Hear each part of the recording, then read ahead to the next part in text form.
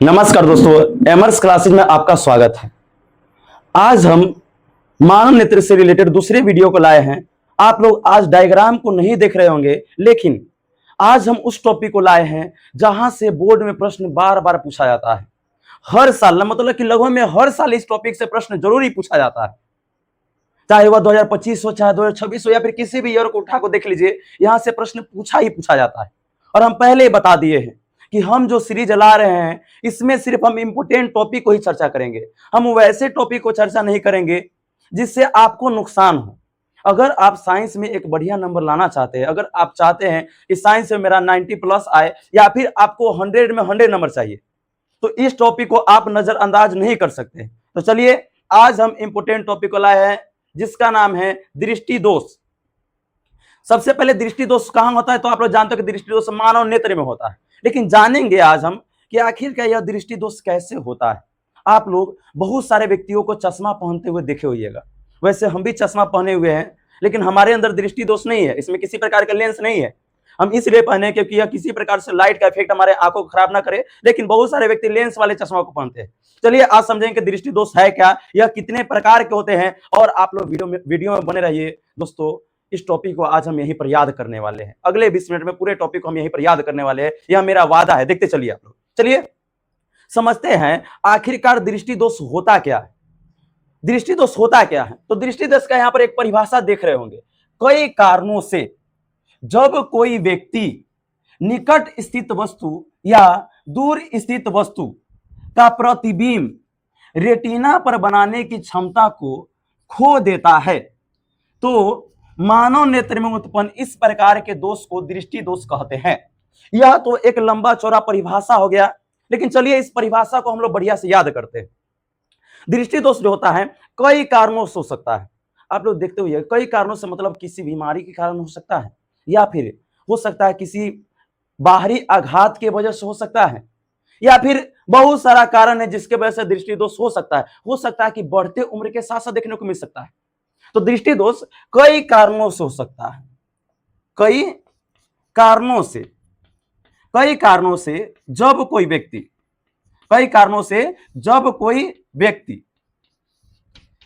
व्यक्ति निकट स्थित वस्तु का मतलब होता है पास की वस्तु। जैसे अगर बात कीजिएगा, यहां पर यह एक चौक वाला वैसे डब्बा है, तो यहां पर हम ये जो डस्टर है या फिर इस जो डब्बा है, ये हमारे आंख के पास में है, यानी निकट स्थित वस्तु है। या फिर हो सकता है कि सामने मेरा पंखा रखा हुआ है, तो वह दूर स्थित वस्तु है। तो निकट स्थित वस्तु या दूर स्थित वस्तु का प्रतिबिंब रेटिना पर बनाने की क्षमता को खो देता है। अब ध्यान से सुनिएगा, कई कारणों से जब कोई व्यक्ति निकट स्थित वस्तु, मान लीजिए कि यह वस्तु तो इसका कोई वस्तु पास में हो सकता है, या दूर स्थित वस्तु का प्रतिबिंब रेटिना पर बनाने की क्षमता को खो देता है। देखिए हम लोग पिछले वीडियो में चर्चा किए थे कि कैसे मानव नेत्र में जो प्रतिबिंब बनता है रेटिना पर बनता है, और रेटिना पर सही से प्रतिबिंब बन रहा है तो आपका आंख सही है। लेकिन और किसी प्रकार से यह प्रतिबिंब आपका रेटिना पर ना बनकर कहीं और बन जा रहा है। देखिए यहाँ पर रेटिना प्रतिबिंब यहाँ पर बन गया है, तो कहीं और बन जा रहा है। इसी को क्या कहते हैं हम लोग, दृष्टि दोष कहते हैं। एक बार और रिपीट करते हैं। कई कारणों से जब कोई व्यक्ति निकट स्थित वस्तु या दूर स्थित वस्तु का प्रतिबिंब रेटिना पर बनाने की क्षमता को खो देता है, तो मानव नेत्र में उत्पन्न इस प्रकार के दोष को दृष्टि दोष कहते हैं। अब चलिए हम लोग चर्चा करते हैं दृष्टि दोष के प्रकार के बारे में। और बात कीजिएगा दृष्टि दोष कितने प्रकार के होते हैं, तो दृष्टि दोष मुख्य रूप से आपको 3 प्रकार के देखने को मिलता है। दृष्टि दोष के कितने प्रकार होते हैं, तो 3 प्रकार होते हैं। चलिए अगले स्लाइड में हम लोग चर्चा करते हैं। चलिए स्टार्ट करते हैं। चलिए दोस्तों, अब हम समझते हैं दृष्टि दोष के प्रकार के बारे में। दृष्टि दोष के प्रकार के बारे में अगर चर्चा कीजिएगा, तो दृष्टि दोष मुख्य रूप से 3 प्रकार के होते हैं। कितने प्रकार के होते हैं? 3 प्रकार के। सबसे पहले का नाम है निकट दृष्टि दोष, दूसरे का नाम है दूर दृष्टि दोष, और तीसरे का नाम है जरा दूरदर्शिता। तो चलिए अब एक एक करके इस दृष्टि दोष के प्रकार के बारे में हम लोग चर्चा करते हैं। जैसा कि आप देख रहे हैं, सबसे पहले प्रकार का नाम है निकट दृष्टि दोष। इसमें होता क्या है, यह एक प्रकार का वैसा दोष होता है। निकट दृष्टि दोष वैसा दोष है जिसमें निकट की वस्तु साफ साफ दिखाई देता है, लेकिन दूर की वस्तु साफ साफ नहीं दिखाई देता है। अगर निकट और दूर का साफ साफ दिखाई देने लगे तो वह तो दृष्टि दोष होगा ही नहीं। लेकिन यह निकट दृष्टि दोष में होता क्या है कि आपको पास की वस्तु साफ साफ दिखाई देगा लेकिन दूर की वस्तु साफ साफ दिखाई नहीं देगा। तो अगर पूछेगा निकट दृष्टि दोष क्या है, तो वैसा दोष जिसमें निकट की वस्तु साफ साफ दिखाई देती है लेकिन दूर स्थित वस्तु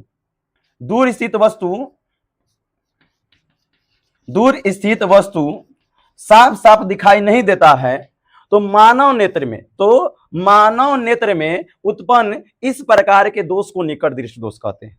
आप लोग इस परिभाषा को सुनकर लिख भी सकते हो कि वैसा दोष जिसमें निकट की वस्तु साफ साफ दिखाई देता है लेकिन दूर की वस्तु साफ साफ दिखाई नहीं देता है, तो मानव नेत्र में उत्पन्न इस प्रकार के दोष को निकट दृष्टि दोष कहते हैं। देखिए हुआ यहां पर बहुत लड़का से गड़बड़ी करता है, सोचता है कि निकट दृष्टि दोष है यानी निकट की वस्तु साफ साफ दिखाई नहीं देता होगा, जो कि गलत बात है। निकट दृष्टि दोष में निकट की वस्तु ही साफ साफ दिखाई देता है लेकिन दूर की वस्तु साफ साफ दिखाई नहीं देता है। जैसा कि अगर बात कर लीजिए, अगर किसी व्यक्ति को निकट दृष्टि दोष हुआ है ना, तो अगर दूर से पढ़ना चाहेगा तो दूर से पढ़ नहीं पाएगा, लेकिन वह निकट से जाएगा तो यहां से आकर पढ़ लेगा। आप नॉर्मल आंख में यहां से नहीं पढ़ पाइएगा, यहां से आप पढ़ पाइएगा।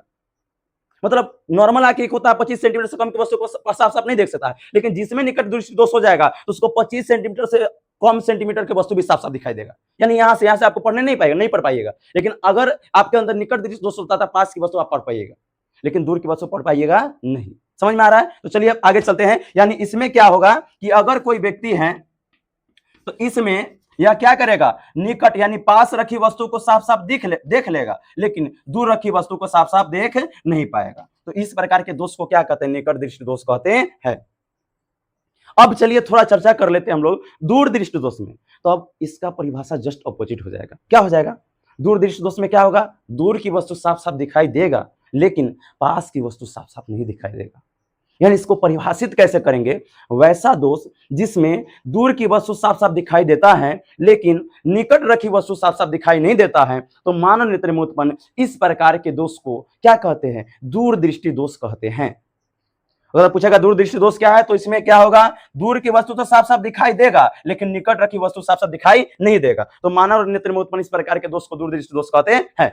आप अपने आसपास के व्यक्तियों को देखिएगा जो चश्मा लगाए रहते हैं, तो उसके चश्मा को निकालिएगा, अब बोलिएगा आप उसको पहचान सकते कौन सा दृष्टि दोष है। और किसी व्यक्ति में दूर दृष्टि दोष है, मान लीजिए कि हमारे अंदर दूर दृष्टि दोष है, तो हम अपने जब चश्मा को निकालेंगे तो इसमें होगा क्या कि हम पास से पढ़ेंगे तो पढ़ नहीं पाएंगे लेकिन दूर से हम इसको पढ़ लेंगे। समझ में आ रहा है? यानी निकट की वस्तु साफ साफ नहीं देख सकते हैं लेकिन दूर की वस्तु साफ साफ देख सकते हैं। कौन से दोष में? दूर दृष्टि दोष में। चलिए अब आगे चलते हैं और समझते हैं दूर दृष्टि दोष के बारे में। समझ चुके होगा कि वैसा दोष जिसमें दूर की वस्तु साफ साफ दिखाई देता है, दूर की वस्तु साफ साफ दिखाई देता है लेकिन निकट की वस्तु साफ साफ दिखाई नहीं देता है, तो मानव नेत्र में उत्पन्न इस प्रकार के दोष को क्या कहते हैं, दूर दृष्टि दोष कहते हैं। अब एगो अजबे दोष होता है जिसको कहते हैं जरा दूरदर्शिता। इसके बारे में थोड़ा समझिएगा, बड़े इंटरेस्टिंग है। ज्यादातर जरा दूरदर्शिता जो होता है यह बढ़ते उम्र के साथ साथ होता है। मतलब कि यह जो जरा दूरदर्शिता देखने को मिलेगा लगभग में 40 के एज के बाद में देखने को मिलेगा। यह जो दोष है आप 40 के अंडर में यह दोष देख सकते हो व्यक्तियों में, लेकिन जो जरा दूरदर्शिता होता है ज्यादातर 40 के एज के बाद देखने को मिलता है, यानी बढ़ते उम्र के साथ साथ। इस दोष में क्या होता है, बढ़ते उम्र के साथ साथ जब कोई व्यक्ति निकट स्थित वस्तु या फिर दूर स्थित वस्तु का प्रतिबिंब रेटिना पर बनाने की क्षमता को खो देता है। इसमें क्या होगा, जब यह दोष किसी व्यक्ति को होगा ना, उसमें न निकट की वस्तु साफ साफ दिखाई देगा न दूर की वस्तु साफ साफ दिखाई देगा। यानी बढ़ते उम्र के साथ साथ जब कोई व्यक्ति निकट स्थित वस्तु या दूर स्थित वस्तु का प्रतिबिंब रेटिना पर बनाने की क्षमता को खो देता है, तो मानव नेत्र में उत्पन्न इस प्रकार के दोष को जरा दूरदर्शिता कहते हैं। मतलब यह दोष अगर किसी व्यक्ति में हो गया, न उसको निकट की वस्तु साफ साफ दिखेगा न दूर की वस्तु, अगर देखेगी नहीं तो उसको बहुत देर फोकस करना पड़ता है। बहुत देर फोकस करेगा तो भी देख पाएगा, और इस समय बढ़ जाता है। मान लीजिए कि समय अगर फोकस करने का समय 10 सेकंड 15 सेकंड बढ़ गया, और तुम दो दोस्त हो, मान लो कि तुम दो दोस्त हो, अगर किसी व्यक्ति में अगर जरा दूरदर्शिता हो गया, यहाँ पर मान लीजिए कि एगो दोस्त है जिसमें जरा दूरदर्शिता हो गया, तो तुम क्या कर सकते हो, अगर तुम्हारा आंख सही है, अगर इसमें जरा दोष होता है तो तेजी से इसको लाठी मार के भाग सकते हो, पता नहीं चलेगा इसको, क्या कि फोकस करने में समय ना पास की वस्तु दिखेगा ना दूर की वस्तु, पता नहीं चलेगा कौन मार के भागा है। ज्यादातर तुम अपने दुश्मन के साथ ऐसे कर सकते हो, बुढ़ापा में करना, समझ में आ रहा है। तो अगर पूछेगा जरा दूरदर्शिता क्या है तो बता दीजिएगा, वैसा दोष या फिर बढ़ते उम्र के साथ साथ जब कोई व्यक्ति निकट रखी वस्तु या दूर स्थित वस्तु का प्रतिबिंब रेटिना बनाने की क्षमता को खो देता है तो मानव नेत्र में उत्पन्न इस प्रकार के दोष को जरा दूरदर्शिता कहते हैं। लेकिन प्रश्न बनता है कि आखिरकार हम कैसे निकट दृष्टि दोष को या फिर निकट दृष्टि दोष होने का कारण क्या है, इसको कैसे सही कर सकते हैं, या फिर दूर दृष्टि दोष होने का कारण क्या है, इसको कैसे सही कर सकते हैं, यानी उपचार क्या है इसका, या फिर जरा दूरदर्शिता क्या है, इसका कारण क्या है, इसको उपचार कैसे कर सकते हैं, इसके बारे में थोड़ा चर्चा करते हैं। तो चलिए दोस्तों, थोड़ा इस पर मिटाना पड़ेगा, अब थोड़ा आगे चर्चा करते हैं, ध्यान से सुनिएगा। चलिए दोस्तों, समझते हैं निकट दृष्टि दोष होने का कारण क्या होता है। चलिए इसके बारे में थोड़ा समझिएगा कि क्या कारण हो सकता है निकट दृष्टि दोष का। सबसे पहला कारण होता है कि निकट दृष्टि दोष में क्या होता है, निकट की वस्तु साफ साफ दिखाई देता है। होता है कि मान लीजिए कि यहां पर कोई व्यक्ति है, कोई भी हो सकता है, भोलू सोनू कोई भी हो सकता है, इसका आंख पहले सही था, आंख सही था मतलब जब इससे प्रकाश किरण जा रहा था तो सही से इसका प्रतिबिंब रेटिना पर बन रहा था। लेकिन समय बीतने के साथ साथ देखने को क्या मिला कि इसके ये जो नेत्र गोलक वाला भाग है, जो गोलाकार वाला भाग होता है उसको नेत्र गोलक कहते हैं, यह नेत्र गोलक क्या हुआ, धीरे धीरे लंबा होते गया। क्या होते गया, लंबा होते गया, यानी इसका लेंथ देख रहे हो कि यहाँ पर लेंथ इतना है, इसका लेंथ यहाँ पर क्या हो गया, बढ़ गया। तो जब लंबा हो जाएगा तो लेंस पर जहां से प्रकाश किरण जा रहा है सही अपना कटाएगा, तो नेत्र गोलक जब लंबा जाएगा तो इसका लेंथ धीरे धीरे आगे बढ़ गया, लेकिन प्रतिबिंब तो वही बनेगा ना, तो प्रतिबिंब कहीं बीचे में जाके बन जाता है। बातें समझ में आ रही है। तो अगर बात करेगा निकट दृष्टि दोष का सबसे पहला कारण क्या होता है, तो यह जो नेत्र गोलक होता है, इस नेत्र गोलक का क्या हो जाना, लंबा हो जाना। और एक और कारण होता है निकट दृष्टि दोष होने का, दूसरा कारण क्या होता है, हम लोग जानते हैं कि हमारे मानव नेत्र में लेंस पाया जाता है, उस लेंस का नाम होता है उत्तल लेंस। उस लेंस का नाम क्या है, उत्तल लेंस। मान लीजिए कि यह हमारे नेत्र के अंदर उत्तल लेंस है, अगर यह नॉर्मल लेंस रहता तो प्रकाश किरण आराम से निकलता, रेटिना पर प्रतिबिंब बनता। लेकिन कभी कभी क्या होता है, यह नेत्र लेंस जो होता है आवश्यकता से अधिक मोटा हो जाता है। आवश्यकता से अधिक क्या होता है, मोटा हो जाता है। जब मोटा हो जाएगा तो इससे प्रकाश किरण धीरे धीरे निकलेगा, धीरे धीरे निकलता है, यानी नेत्र लेंस जब मोटा, इससे प्रकाश किरण धीरे निकलता है और कहीं बीच में प्रतिबिंब अपने पासे में क्या होता है, कट जाता है। तो पहला कारण हो जाएगा निकट दृष्टि दोष का नेत्र गोला का लंबा हो जाना। दूसरा कारण है नेत्र लेंस का आवश्यकता से अधिक मोटा हो जाना, नेत्र लेंस का आवश्यकता से अधिक मोटा हो जाना। तो बातें समझ में आ रही है दोस्तों। बहुत मेरा यह प्रश्न पूछा गया निकट दृष्टि दोष का कारण क्या है, तो सबसे पहला कारण है नेत्र गोला का लंबा हो जाना, लंबा हो जाएगा। दूसरा कारण है नेत्र लेंस का आवश्यकता से अधिक मोटा हो जाना। लेकिन चर्चा करते हैं कि आखिर हम निकट दृष्टि दोष को दूर कैसे कर सकते हैं, या फिर उपचार कैसे कर सकते हैं, या फिर आसपास के व्यक्ति जो है उनमें अगर पहचाना कि इसको कौन सा दोष है तो आप लोग पहचान लीजिएगा, या फिर अगर इसको दूर करने का उपाय क्या है तो चलिए इसके बारे में समझा देते हैं। तो निकट दृष्टि दोष को दूर करने के लिए हम आंख को निकल के बदल नहीं सकते, इसलिए हम चश्मे का प्रयोग करते हैं। किसका प्रयोग करते हैं, चश्मा का प्रयोग करते हैं। किसी भी दोष को, अधिकतर दोष को दूर करने के लिए हम किसका प्रयोग करते हैं, चश्मा का प्रयोग करते हैं। और चश्मा में हम लोग लेंस का प्रयोग करते हैं। किसका प्रयोग करते हैं, लेंस। लेंस के बारे में हम समझिएगा, चैप्टर 2 में लेंस पारदर्शक पदार्थ का वह टुकड़ा होता है जो दो निश्चित ज्यामितीय सतह से घिरा होता है। और यह जो लेंस होता है मुख्य रूप से दो प्रकार के होता है। कितने प्रकार का होता है, लेंस के कितने प्रकार है, दो प्रकार है। कितने प्रकार है, दो प्रकार है। एक है उत्तल लेंस जो कि आपको मानव नेत्र में ही दिखते नजर आ रहा है, और एक होता है अवतल लेंस। अब देखिए दोस्तों, थोड़ा हम उत्तल लेंस और अवतल लेंस के बारे में चर्चा कर लेते हैं, तब जाके इस दृष्टि दोष को आप लोग समझ पाइएगा, या फिर इसके निवारण के उपाय को समझ पाइएगा। उत्तल लेंस के बारे में थोड़ा समझा रहे हैं कि जब उत्तल लेंस से प्रकाश किरण जाता है तो यह प्रकाश के किरणों को अभिसरित करता है, यानी इकट्ठा करता है। प्रकाश किरणों का क्या करता है, इकट्ठा करता है। लेकिन यहीं पर अगर अवतल लेंस की चर्चा कीजिएगा तो जब अवतल लेंस से प्रकाश किरण को जाता है तो अवतल लेंस प्रकाश के किरणों को फैला देता है। समझ में आ रहा है, अवतल लेंस प्रकाश किरणों क्या करता है, फैला देता है। और इसी दोनों लेंस में से किसी एक लेंस का प्रयोग करते हैं हम लोग। अब आप ही लोग बताइएगा कि उत्तल लेंस में क्या हो रहा है कि प्रकाश की किरण एक जगह पासे में एकत्रित होकर एक जगह इकट्ठा हो रहा है। तो प्रकाश किरण को हमको रेटिना प्रतिबिंब बनाना है, तभी इसका आंख सही होगा। तो रेटिना प्रतिबिंब बनाने के लिए हमको क्या करना पड़ेगा, प्रकाश किरणों को थोड़ा फैलाना पड़ेगा और इसको रेटिना पर सही से प्रतिबिंब का निर्माण करना पड़ेगा। तो अब आप लोग जवाब दीजिएगा कि प्रकाश की किरणों को फैलाने का कार्य कौन करता है, कौन सा लेंस? हाँ, जवाब आ गया होगा। अभी समझाया है कि प्रकाश की किरणों को फैलाने के लिए कौन सा लेंस का प्रयोग करते हैं, अवतल लेंस का प्रयोग करते हैं। अवतल लेंस यानी अगर इस व्यक्ति के सामने, अगर इसका नेत्र खराब है, इसके सामने अवतल लेंस का प्रयोग करेंगे तो इससे जब प्रकाश किरण जाएगा तो थोड़ा सा फैला देगा, प्रकाश किरणों को फैला देगा और फैला के किसको प्रतिबिंब बनाएगा, रेटिना पर। समझ में आ रहा है? और इसको क्षमता को माप के दिया जाता है, नेत्र की क्षमता को मापा जाता है, या डॉक्टर के पास जाइएगा तब आपको समझ में आएगा। लेकिन हम नहीं चाहते कि आप किसी प्रकार से दृष्टि दोष से ग्रसित हो दोस्तों, क्योंकि अगर आप फ्यूचर में किसी कॉम्पिटिटिव एग्जाम की तैयारी कीजिएगा तो आपका आंख का सही रहना बहुत जरूरी है। क्या है कि अगर आपका आंख सही नहीं रहेगा तो हो सकता है कि आपको फिजिकल में छाड़ दिया जाए।